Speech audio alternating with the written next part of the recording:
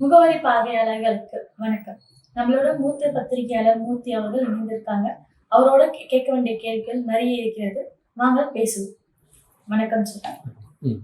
Sir, Karur சம்பவம் பத்தி உங்களுக்கு நல்லாவே தெரியும். அதுல 41 பேர் இறந்திருக்காங்க. இன்னைக்கு மறுபடியும் புதுச்சேரியில பிரச்சாரம் தொடங்கியிருக்காங்க. அதை பத்தி நீங்க என்ன நினைக்கிறீங்க?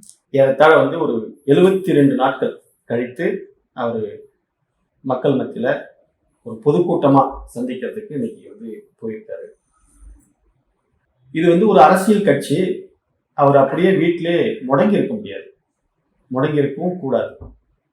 கட்சி தொடங்கிட்டாரு. கட்சியை தொடங்கி 2026 தேர்தலில் போட்டியிட்டு நான் தான் சிஎம்னுடைய கேண்டிடேட்டு, நான் தான் அடுத்த சிஎம் அப்படின்னு சொல்லக்கூடிய அந்த நபர், இந்த தலைவர் விஜய் அவர்கள் அப்படியே வீட்டில் ஒரு சம்பவம் நடந்து போச்சுன்றதுக்காக வீட்டில் முடங்கி இருக்க முடியாது, முடங்கி இருக்கவும் கூடாது. அவர் வெளியில் வந்திருக்காரு. உண்மையிலே அது வரவேற்கத்தக்கதுதான். ஆனால் அவருடைய எஜமானர்கள் இருக்காங்கல்ல, அவருக்கு யார் எஜமானர்கள் அப்படின்னு சொல்லி கேட்டீங்கன்னா, இன்னைக்கு அவருடைய பேச்சில் நீங்கள் கவனிச்சிங்கன்னா தெரியும். பாண்டிச்சேரியில் பிரச்சாரம் பண்ணுறாரு, தொடங்கியிருக்காரு. அந்த பிரச்சாரத்தில் அந்த பாண்டிச்சேரியினுடைய முதலமைச்சரையோ அல்லது பாண்டிச்சேரியில இருக்கக்கூடிய கூட்டணி கட்சி முதலமைச்சர் பிளஸ் பாஜக அவங்களையோ விமர்சனம் செய்யாமல், எந்த விதமான விமர்சனமும் இல்லாமல், நாங்கள் 2026 ஆட்சி அமைப்போம், இந்த மாதிரி மக்களுக்கு சேவை செய்வோம், இந்த திட்டங்களை நாங்கள் வச்சிருக்கிறோம் அப்படின்றத மட்டும் சொல்லிட்டு, அதாவது அவங்களுடைய எஜமானர்களை சீண்டாமல் அவர் ஒரு பிரச்சாரத்தை தொடங்கியிருக்கிறார். அவருடைய எஜமானர்கள் யார் அப்படின்னா, கட்சியை தொடங்குவதற்கு ஆலோசனை கொடுத்தவர் பாரதிய ஜனதா கட்சியை சேர்ந்த RSS சேர்ந்த அந்த நிர்வாகிகளுடைய ஆலோசனையின் அடிப்படையில் தான் அவர் கட்சியை தொடங்கியிருக்கிறார் என்பது இதன் மூலியமாவே தெரியுது. அப்போ எல்லாரும் சொல்றது உண்மைதான். அப்போ பிஜேபிக்கும் தாவேக்காக்கும் சம்பந்தம் இருக்குன்னு நீங்க சொல்றீங்களா சார்? கட்டாயமா. அதுலலாம் உங்களுக்கு எந்த விதமான சந்தேகமும் இல்லை. கூடிய விரைவில் அது அம்பலப்பட்டு போயிடும். இப்ப கரூர்ல ஒரு 41 பேர் உயிரிழந்தாங்க, இன்னும் சில பேர் காயமடைஞ்சாங்க. அவர் அந்த இடத்துல ஒரு ஆறுதல் சொல்லல, அந்த இடத்துல எதுவுமே இல்லை. ஆனா தப்பிச்சு விட்டா போதும், குடிச்சார் வர ஓட்டம் அப்படின்ற மாதிரி ஓடியாந்து வீட்டுல நுழைஞ்சிட்டார். அதுக்கு பின்னாடி அவங்க நேரா உச்ச நீதிமன்றத்தை அணுகுறாங்க. உச்ச நீதிமன்றத்துல அந்த நடந்த இதெல்லாம் பாத்தீங்கன்னா, மாநில அரசு விசாரணைக்க கூடாது, விசாரணை நடத்தக்கூடாது, ஒரு நபர் ஆணையம்க்கு தடை, ஒரு நபர் ஆணையம் விசாரிப்பதற்கு தடை, இப்படி மாநில அரசாங்கத்தினுடைய விசாரணை கமிஷன் அத்தனையும் முடக்கிட்டு நேரடியா சிபிஐ விசாரிக்கும் அப்படின்னு சொல்லி ஒரு உத்தரவை வாங்கிட்டு வராங்க. இந்த உத்தரவு எந்த அடிப்படையில அவருக்கு கொடுக்கப்பட்டது, வழங்கப்பட்டது, அதுக்கு பின்னாடி யார் இருக்காங்க அப்படின்றது நாட்டு மக்களுக்கு எல்லோருக்கும் தெரியும். இப்போ 2026 தாவேக்கா இப்போ கூட்டம் கூடுற அந்த மக்களே ஓட்டு போட்டு ஜெயிக்க வைப்பாங்கன்னு சொல்றாங்க. அது எல்லாமே ஓட்டு ஆகுமா, இல்ல ரசிகர் போய் பார்த்ததா ஆகுமா? இல்ல, அவங்க எம்ஜிஆரை ஒரு முன்னுதாரணமா எடுத்துக்கிறாங்க. உங்களுக்கு ஒரு விஷயம் என்னன்னு கேட்டீங்கன்னா, எம்ஜிஆர் 20 வருஷமா திமுகவில் இருந்தார். திமுக தொடக்கப்பட்டு 1949ஆம் ஆண்டு தொடங்கப்பட்டது. அந்த காலகட்டத்திலிருந்து ஏறத்தாழ 50ல எம்ஜிஆர் திமுகவோட மெம்பர் ஆகிறார். 72ல இந்த கட்சியை விட்டு பிரிஞ்சு வர்றாரு. அப்ப 20 வருடத்திற்கு மேல் எம்ஜிஆர் திமுகவினுடைய உறுப்பினராகவும் திமுகவினுடைய பொருளாளர் வரை அவர் இருந்திருக்காரு. ஒன் ஆஃப் த லீடர் திமுகவில். அப்ப ஒரு கட்டத்துல அந்த கட்சியை விட்டு அவர் பிரிஞ்சு வராரு, விலகி வராரு. அவர் விலகி வரும்போது தமிழ்நாடு முழுக்க இருக்கக்கூடிய திமுகவுடைய தொண்டர்கள், நிர்வாகிகள் வெளியில வராங்க எம்ஜிஆர் கூட. அப்படி வெளியில வரும்போது அது எல்லாம் கட்சி கட்டமைப்பு அப்படி உருவாக்கப்பட்டது. அது வெற்றிக்கு எம்ஜிஆர் 1977 தேர்தலில் வெற்றி பெற்று தமிழ்நாட்டினுடைய முதலமைச்சர் ஆகிறாரு. அதுக்கு உதவுது. ஆனா அதை உதாரணம் காட்டிட்டு இப்போ சொல்றாங்க. தாவேக்கா அப்படி கிடையாது. தாவேக்கா ஒரு 30 வருஷமா சினிமாவில் நடிக்கிறாரு. ஒவ்வொரு ஆண்டா அவருக்கான ரசிகர்கள் மன்றம் கூட்டங்கள் அதிகரிச்சுக்கிட்டே வருது. இப்ப இன்னைக்கு வந்து திடீர்னு வந்து ஒரு கட்சி ஆரம்பிச்சுட்டு வராரு. 2024 கட்சி ஆரம்பிக்கிறாரு. 2026 தேர்தல் தான் எங்களுக்கு இலக்கு அப்படின்னு சொல்லிட்டு கட்சி ஆரம்பிச்சிருக்காரு. இன்னும் கிளை கமிட்டி இல்லை, வட்டார கமிட்டி இல்லை, ஒன்றியம் இல்லை, இப்படியெல்லாம் வந்து இன்னும் நிர்வாகிகள் பட்டியல் இந்த கட்சியில இல்லை. இது எல்லாம் ரசிகர் மன்றமாகவே தான் அப்படிதான் இருக்குது.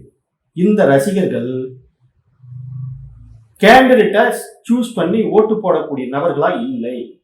அப்போ இது எதுவுமே ஓட்டா மாறவே மாறாது. நீங்க அதிகபட்சம் 12% ஒரு 15% ஓட் பேங்க் அவருக்கு இருக்கு. அதை மறுக்க முடியாது. அவருக்கான ஒரு ரசிகர்கள் இருக்காங்க. 12% ஒரு 15% ஓட் பேங்க் இருக்கு. அவ்வளவுதான் அதனுடைய கால நிலவரம் ஒழிய அதர்வைஸ் வந்து அவர் வெற்றி பெற்று விடுவார், முதலமைச்சராக விடுவார் அப்படின்றதுலாம் கிடையாது. நான் ஏற்கனவே உங்கள்கிட்ட சொன்ன மாதிரி தான், ஒரு தொகுதியில 4 லட்சம் வாக்காளர்கள் இருக்காங்க அப்படின்னு சொல்லி கேட்டீங்கன்னா, அந்த ஒரு தொகுதியில தாவேகாவுடைய ரசிகர்கள் ஒரு 10,000 பேர் இருக்கலாம், ஒரு 15,000 பேர் இருக்கலாம். ஏன் நீங்க கூட வச்சுக்கோங்க, ஒரு 20,000 பேச்சு வச்சுக்கோங்க, ஒன்றும் பிரச்சனை கிடையாது. ஆனா 20,000 பேர் ஓட்டு போட்டு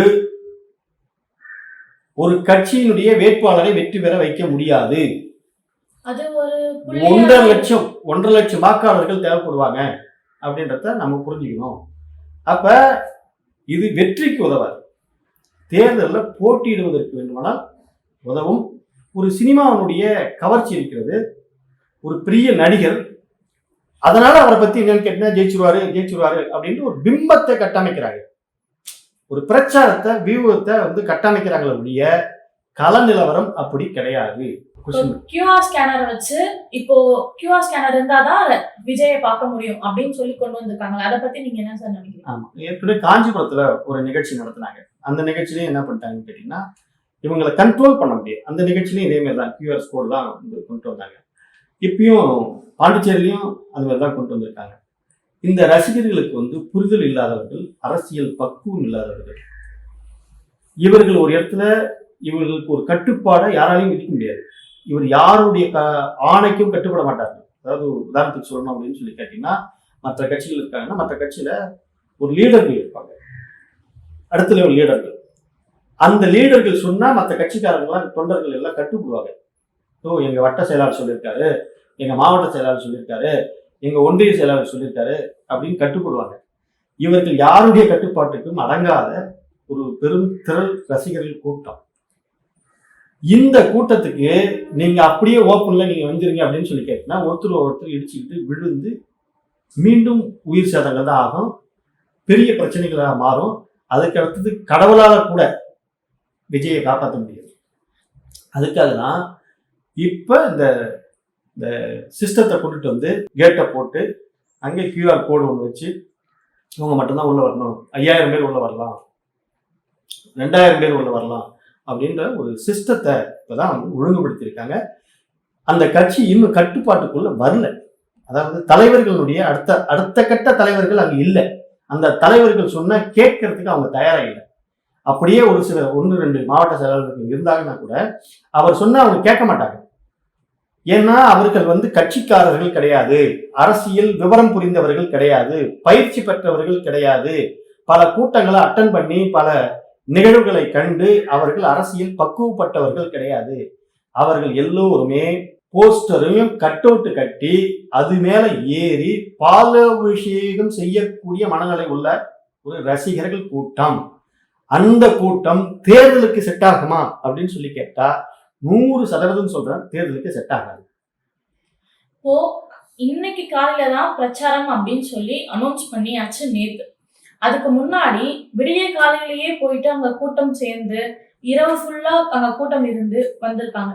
இது அங்க இருக்க கவர்மெண்ட்டும் கேட்கல, யாருமே கேட்கல அப்படின்னும் போது இதுக்கான பதில் உங்களுது என்ன சார்? இத வந்து அவர் ஒரு மிகப்பெரிய ஒரு நடிகர், ஒரு ஹீரோ. அதாவது இங்கிருந்து பாகிஸ்தான் பார்டர்ல போயிட்டு தீவிரவாதிகளை அடிச்சு தோஷம் பண்ணிட்டு வந்து சாதிக்கக்கூடிய அளவுக்கான ஒரு ஹீரோ அப்படின்னு நினைக்கக்கூடிய ரசிகர்கள் கூட்டம் கொண்டவர். அந்த ரசிகர்கள் தன்னுடைய ஹீரோவை பார்க்கறதுக்கு என்ன 2 நாளுக்கெல்லாம் முன்னாடி எல்லாம் கூட வந்துருவாங்க. இவங்க அறிவிச்சாங்க, அதனால வந்து முதல் அன்னைக்கே வந்து நைட்லாம் வந்து உட்காந்துருந்தாங்க. இதை போலீஸாரெல்லாம் ஒன்றும் பண்ண முடியாது. அந்த அவங்க ஒரு கூட்டம் நடத்துற திடலுக்கு வந்திருக்காங்க. அது வந்து அந்த ஆர்கனைஸ் ஆகி அந்த இடத்துல செட் ஆகி நிக்கிறாங்க. இது ஒரு சிஸ்டத்தை கொண்டுட்டு வந்து பாண்டிச்சேரி கவர்மெண்ட் பயந்து போய் அவங்களுக்கான அதாவது ரோட் ஷோ நடத்துறதுக்கான பர்மிஷன் கொடுக்காம இந்த மாதிரி ஒரு பெரிய கிரவுண்டை ஒதுக்கி கொடுத்து அந்த கிரவுண்டுக்குள்ள நடத்துறதுக்கே எவ்வளவு சிரமப்பட்டாங்க. இன்னைக்கு பாண்டிச்சேரி போலீஸ்லாம் அவ்வளவு அவஸ்தைப்பட்டுருச்சு. ஆனா இதுவே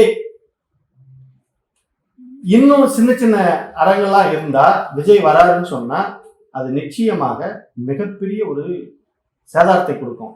அதனால இப்ப எச்சரிக்கையா மிக கவனமா இந்த மாதிரியான கூட்டத்தை ஆர்கனைஸ் பண்ணி, அதுவும் குறிப்பா இன்னைக்கு ஒன்று பண்ணியிருக்காரு விஜய். என்னன்னு கேட்டீங்கன்னா, சொன்ன நேரத்துக்கு அந்த நேரத்துல போய் அட்டன் பண்ணியிருக்காரு, அந்த நேரத்துல போய் பேசியிருக்காரு. கூட்டத்தை குறிப்பிட்ட நேரத்துல முடிச்சுக்கிட்டு அவங்க கலைஞ்சு போறதுக்கான வாய்ப்புகளை கொடுத்து உருவாக்கியிருக்காரு. இது உண்மையிலேயே அவர் இப்பதான் சொன்ன நேரத்துக்கு போய் அட்டன் பண்ணிட்டு வராரு, அந்த பழக்கத்துக்கு வந்திருக்காரு. அவரே இப்பதான் கரூர்ல என்ன பண்ணாரு, 12:30 மணிக்கு வரேன்னு சொல்லிட்டு பகல்ல 12:30 மணிக்கு வந்துருவாரு அப்படின்னு சொல்லி அறிவிச்சாங்க. ஆனா இவர் 8:30 மணிக்கு இங்கிருந்து வீட்டுல இருந்து கிளம்பி நாகப்பட்டினம் போயிட்டு 12:30 மணிக்கு போறேன்னு சொல்லக்கூடியவர் இரவு 7 மணிக்கு போறாரு. அப்ப இவர்கிட்ட ஒரு தலைவரா இவர் வந்து சொன்ன நேரத்துக்கு போய் கலந்துக்கூடிய அளவுக்கு இவர் தயாரா சரியா இல்லை. ஆனா இன்னைக்கு தான் முதல்ல வந்து என்ன பண்றாருன்னு கேட்டீங்கன்னா, இந்த கூட்டத்துல அட்டன் பண்ணியிருக்காரு, சொன்ன நேரத்துக்கு போயிட்டு கிளம்பிட்டு இருக்காரு. இது அவரை பொறுத்தவரையிலும் ஒரு படி முன்னேற்றம் அப்படின்னு தான் சொல்றேன். நன்றி சார்.